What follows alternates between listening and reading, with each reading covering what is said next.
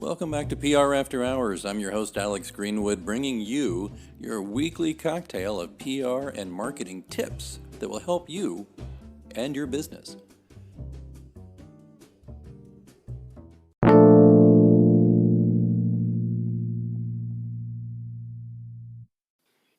Hello, listeners. It's me, Alex, from PR After Hours. I hope you're enjoying the show so far.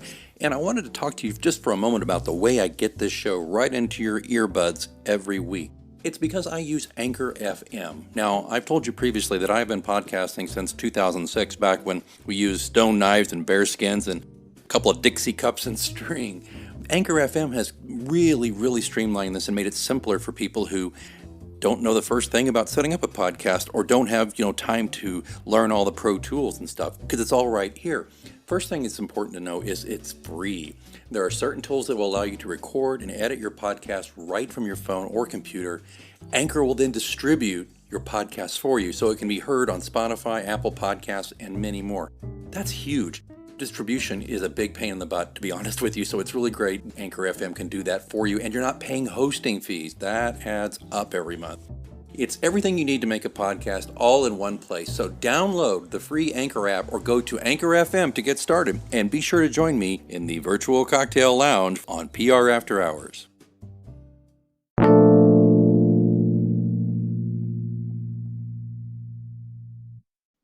Welcome back to your weekly cocktail of PR and marketing tips here in the virtual lounge. As you know, every week, a fresh concoction of public relations, marketing, and business and management tips. That includes often, when we're lucky, interviews with the pros. So besides those tips, we're going to bring you this little virtual happy hour with a new friend of the show, Carey Kirkpatrick of CKP.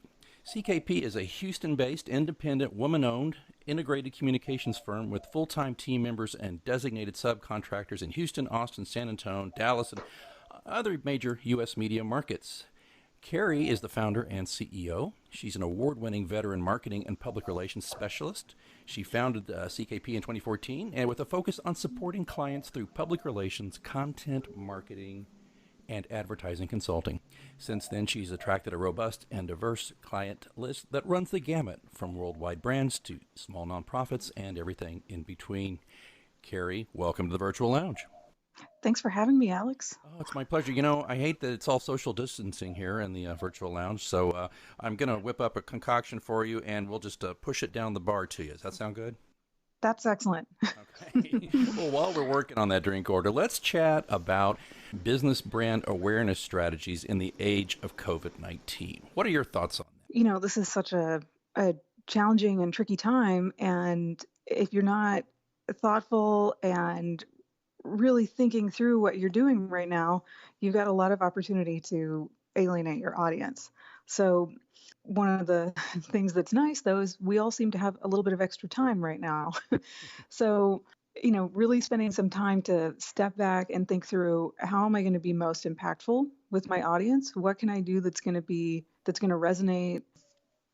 How can I really speak to them and add value to their life during such a stressful time, right? Some of the things I've heard from people are like, how can I maintain connection with my audience? We're all separated, but how can I stay in touch with them and still remain relevant to them? And, also, how can I keep my business going?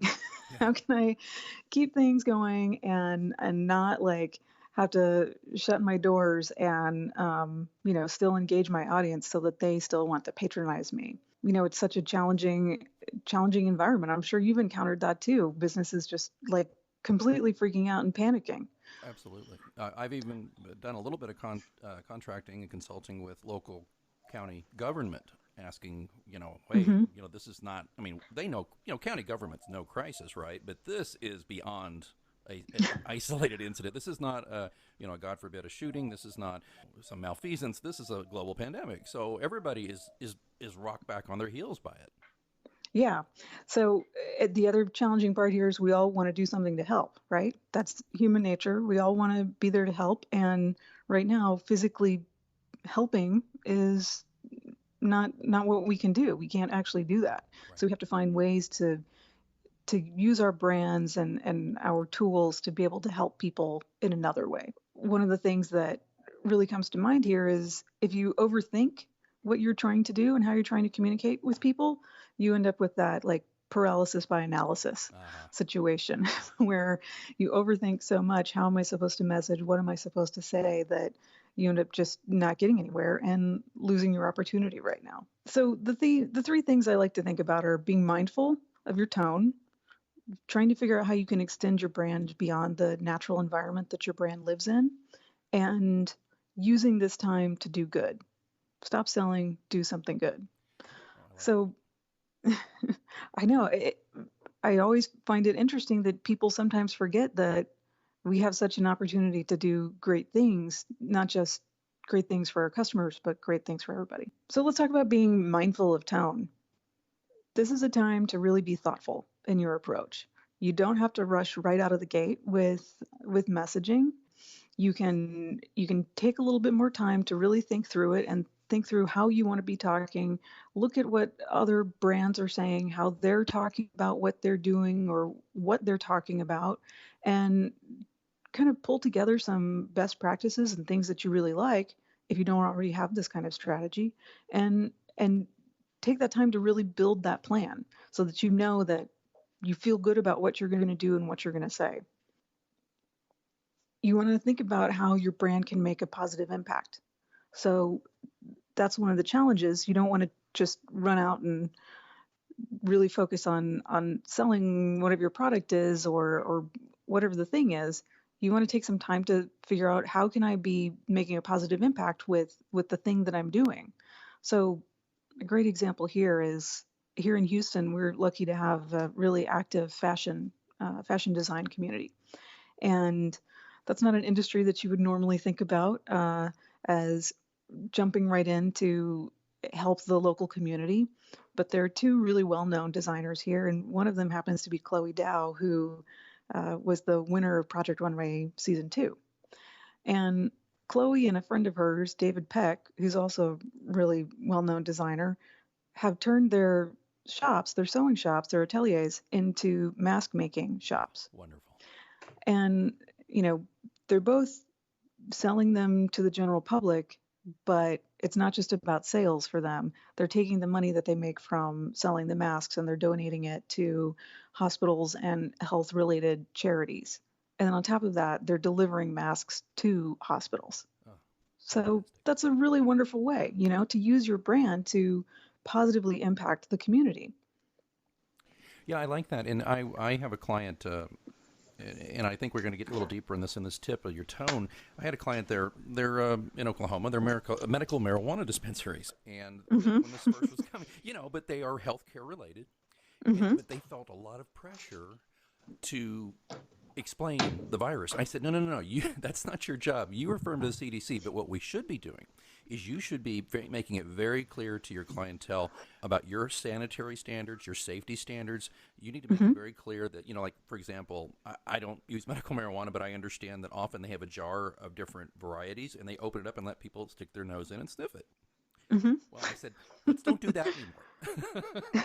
Now, this was back in March, okay? This is before things got really crazy with people, and really, we were kind of taking the lead to make sure they were prepared. So what we did is we created an entire list of things that they were doing that they could just, on a flyer, post in their store to reassure people. And they've gotten a lot of compliments on it. They said it really reassured their customers that they were on top of it. So you even if you kind of have an impact on people, which you do with medical marijuana, obviously, because people use that for all kinds of reasons, including anxiety, I would assume. What you need to do is do your best to reassure your clientele that you know what you're doing, you have their best interest and your employees' best interest in mind, and go from there. Of course, I love what the fashion folks did, of course, with the mask. That's just incredible, and I love that because you got two examples here of businesses and industries that are helping, but not trying to inject themselves into the mainstream narrative of fighting the virus. Does that make sense? Am I saying that right? Yeah, no, that's exactly right, and that's a great point. That unless your business is, health adjacent, like your medical marijuana business, or unless you're in that area, you don't need to be guiding people through the crisis, right?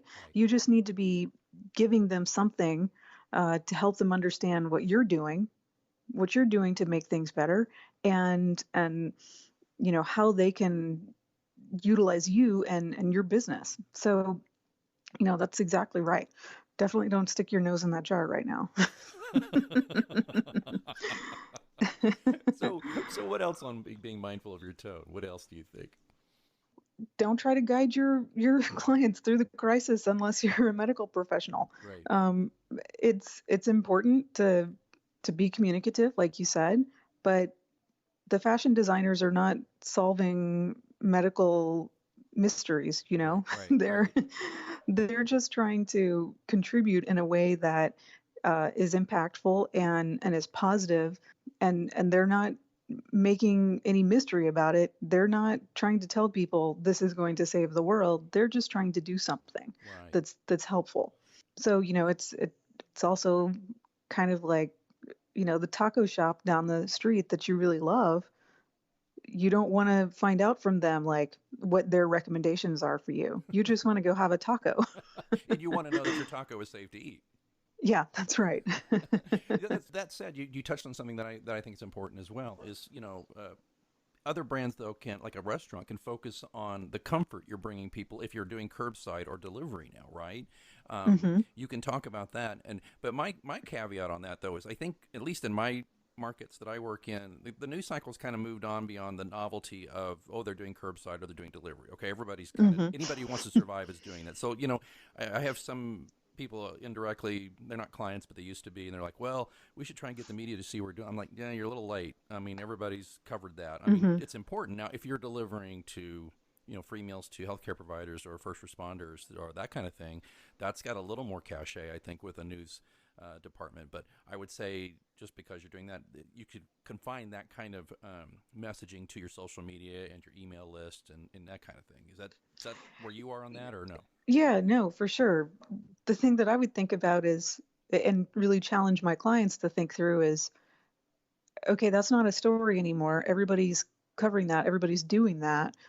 But what are things that you can do that are unique twists on this idea Mm-hmm. to help you regain some of that attention? So a great example here is not a client of ours, but a local business that's a pizza shop that instead of delivering pizzas, they've made pizza kits. So you get a box that has the dough and all the toppings and the sauce and some instructions, and that becomes a fun activity for your family or for you at night when you're making dinner. Right. And it was an interesting story. Right. Nobody else had been doing pizza kits, so you know that company really was thoughtful about it, thought about how they could do something more interesting that also provided value, and shook things up a little bit. Yeah, and that leads us to another tip I believe you have, which is thinking of ways to extend the brand experience like the pizza shop did to the home Hmm. environment. Is that right? Yeah, for sure. Um, you know, we've been talking about this. This is not necessarily a time to sell, it's a time to build community, Amen. um, to really reach out to your audience and remind them why they liked you in the first place. This isn't a time to sell, this is a time to build community. Your customers connected with you in the first place, not because they loved a great ad that you had or they read a great headline. It was because they found something to connect to. A great example here is why people connect to a neighborhood park that has a lot of programming. They're finding opportunities. You need to create opportunities for your audience to reconnect with you, and you can do this by leaning back on your brand values and really using those brand values to guide your messaging. That's going to help you build loyalty. So I mentioned parks. A great example of how you can take your activities that would naturally live, in the park, for example, offline and create value and really connect is there are a lot of parks right now that, and we have several clients doing this, that they might usually have Zumba classes or yoga classes or Tai Chi. Well, now they're broadcasting those as Facebook Live broadcasts, and you can do the yoga class just like you would have normally, except you're at home. But you still have the benefit of the green space, connecting to the green space and the yoga instructor that you really like and that you've been going to their class for a year now, and all of that. So it reminds you why you liked that park in the first place, gives you another opportunity to connect, even though you can't connect with them physically, and it adds value to your day. Now, video consumption is what is that? Well, I don't even know what percentage of that is of the internet traffic, but what I would think right now, considering that Hmm. everybody is their only window to the world, almost literally, is their computer or their television or their smartphone. It just seems logical that they should create brands and businesses like you just described should create video content, right? That the Hmm. direction you're pushing the most with your clients? Yeah, and to be really fair, we've always pushed video content because video content is the next best thing to experiencing something live. Not only does it have that opportunity for creating that kind of connection, it has all of those other data points that we love so much, right? Like driving time on site and really increasing engagement. The longer you watch it, the more loyal you become to a brand. But you don't have to just rely on really highly produced, beautiful looking videos. This is a great time for authenticity, which means using your cell phone or some other not as sophisticated device to create that video. So, like we're talking about yoga in the park, our clients are doing yoga in the park because we've talked to them through how to set up the feed and we're walking them through it and helping them do it. We're not there filming it. We're just giving them the tools to do it. Video consumption is for some, like you said, the only way they're having that connection outside of the home. Yeah, and I'm seeing a lot of the stuff in the local news media here. We're getting a lot of folks like you mentioned, the yoga thing. We've got like an exercise instructor who's making a regular appearance on our Fox affiliate every morning with her kids out in her front yard. And then, of course, she repurposes that content much the same way I do. I do a monthly hit on the CBS station here, and Hmm. repurpose that content into your blog. You repurpose that Hmm. into your social media, your Instagram account, etc. I mean, it's there for it. And there was a time, hard to believe this, Carey, but maybe I'm the only one who remembers this. But back in the day, you would appear on TV. You would have to go buy the video somewhere. Yeah. And then, by the way, you didn't technically own the rights, and some TV stations got a little Hmm. ticked off if you used it somewhere.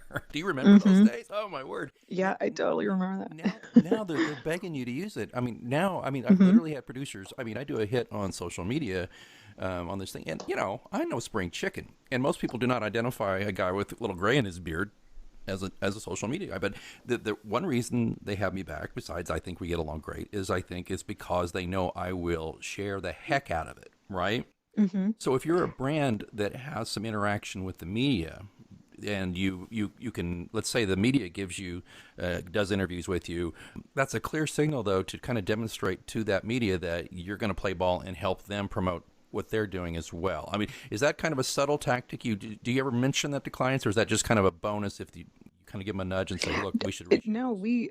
I mean, we absolutely, that's part of our strategy because, like you said, that's one of the reasons why media want to play with you because they know that it's going to be a mutually beneficial relationship. Not only do you have great content, you're going to help distribute the content that they produce that features you.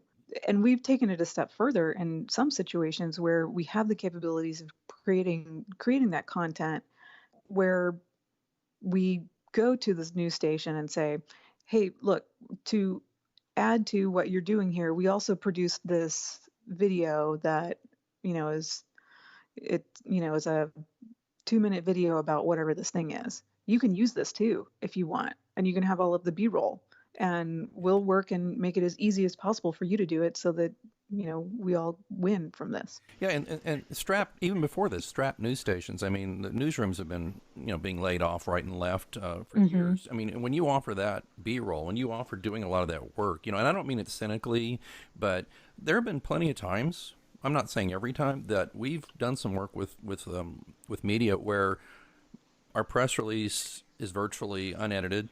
Hmm. I don't think that's a great sign for journalism, to be honest with you, but it's Yeah. but that's where we are.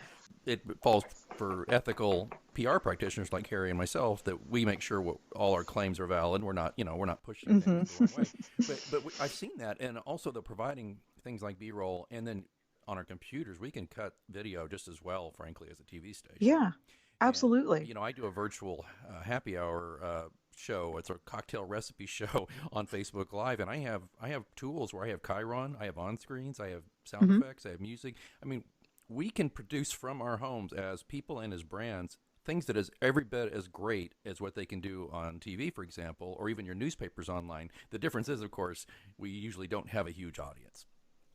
That's why Yeah, you still need the media.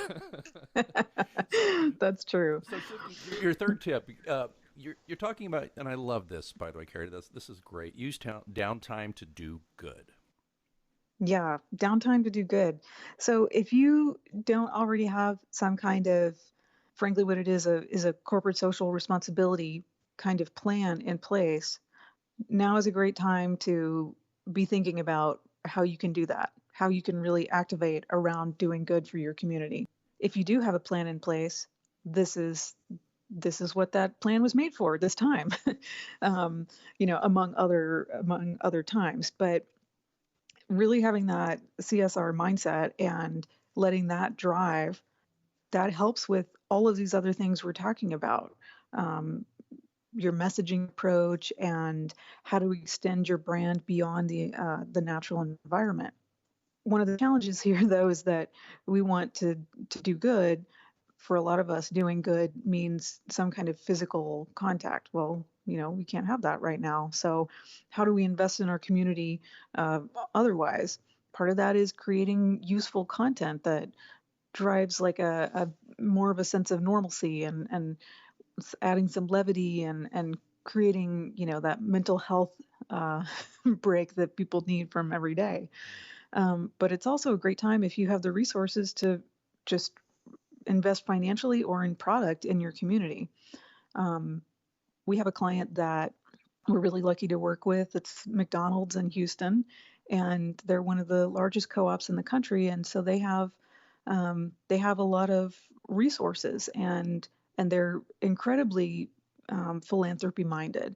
And there's a local organization here that we've worked with called Kids Meals, and Kids Meals is Meals on Wheels for preschool age children, Oh, nice. which is the premise of the organization is heartbreaking, but that somebody is doing that and taking care of those children is amazing. So we've created a relationship between Kids Meals and McDonald's, and in March, we were notified by Kids Meals that their provider for the sandwich bread, the bread for all the sandwiches, had wasn't going to be able to provide any more bread. So McDonald's jumped right in and said, no problem. We can have hamburger buns shipped directly from our distribution center to you guys. How long do you need them? And that's really amazing because not only do you have a lot of kids now at home they have extra need for Kids Meals has extra need for children needing meals. They had a vendor drop out. Somebody else jumped in immediately, and now this is where the brand magic comes in.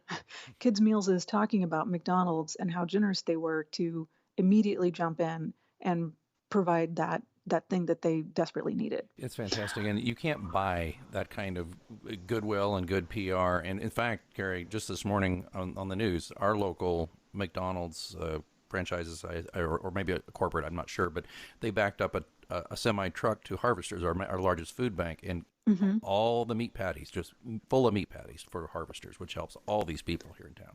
Right, that's so wonderful. And so, McDonald's is an organization that has the opportunity to do this kind of activity at scale. They can really impact a lot of people and make a lot of good happen. Not everybody has that ability to make a lot of good happen at quite the same level, but there's always something that you can do. There's always something your organization can do.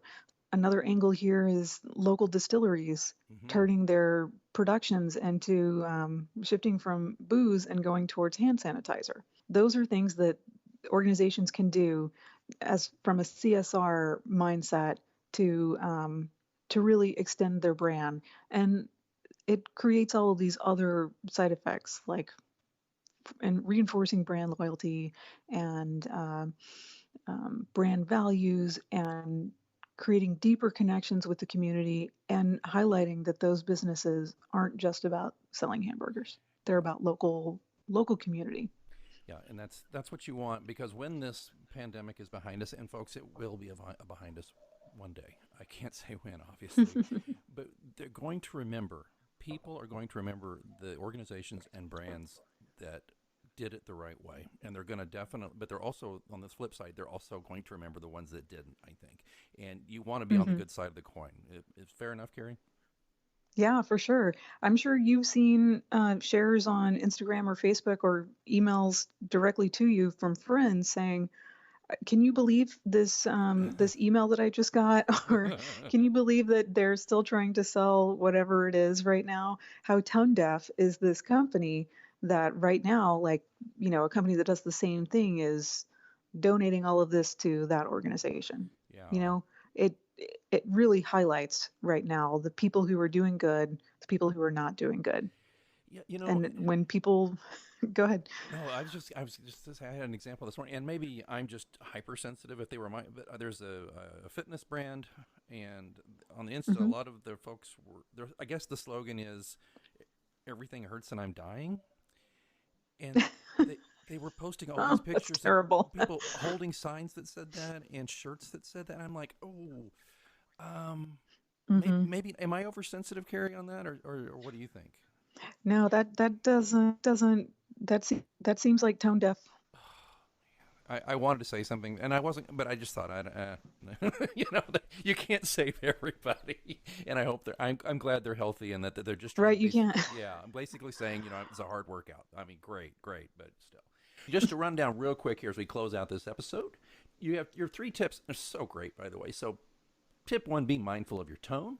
Make sure your messaging Hmm. has a thoughtful approach. Tip two, think of ways to extend your brand experience to the home environment. Think about the pizza folks. That's one good example. The yoga folks. That's another good example. And tip three, use downtime to do good. This is where corporate responsibility comes into play, and how customers are paying attention to brands and how they're contributing or not contributing to global well-being. Carey, I've really enjoyed having you. Any chance I could get you to come back for another episode? I'd love to ask you a few more questions about some similar issues. You can twist my arm, sure. Okay, good. Virtually twisting it right now. So, how do people get a hold of you if they want to talk to you offline? Yeah, they can email me at my company, and you can check us out online at theckpgroup.com, and you can find my email address there. I'm going to put that link in the show notes for you folks, which of course the complete show notes are available. Usually they're in your feed where you listen to your podcast, but you can find the whole Megillah, as I say, at prafterhours.com. Carey Kirkpatrick, founder and CEO of CKP Group. Thank you for joining us. And again, I look forward to having you back soon. Thank you. Me too.